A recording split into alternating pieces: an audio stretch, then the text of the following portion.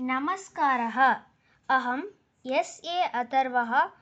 अहं पी.एम्.श्री केन्द्रीयविद्यालयसङ्गतनस्य गिल्नहर् विद्यालय षष्ठश्रेण्याम् अ-विभागे पठामि।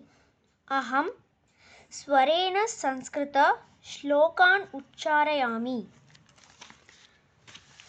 पृथिव्यां त्रीणि रत्नानि जलमन्नं सुभाषितं मूढैः पाषाणखण्डेषु रत्नसंज्ञा विधीयते।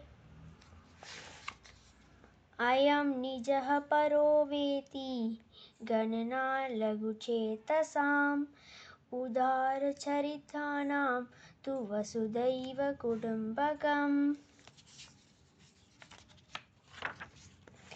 ऊर्ध्वेन हि सिद्ध्यन्ति कार्याणि न मनोरथैः न हि सुप्तस्य सिंहस्य प्रविशन्ति मुखे मृगाः।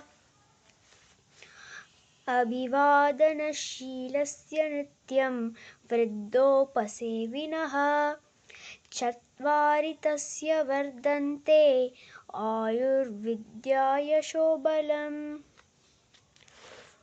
उद्यमः साहसं धैर्यं बुद्धिः शक्तिः पराक्रमः षडेते यत्र वर्तन्ते तत्र देवः सहायकृत्।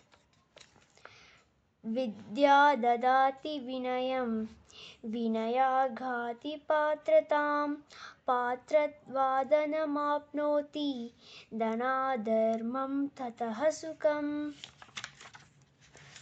अपि स्वर्णमयीलङ्का न मे लक्ष्मण रोचते जननी जन्मभूमिश्च स्वर्गदपि गरीयसी।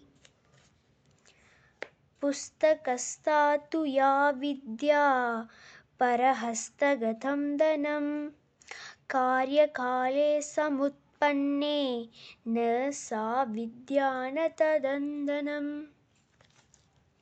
धन्यवादः।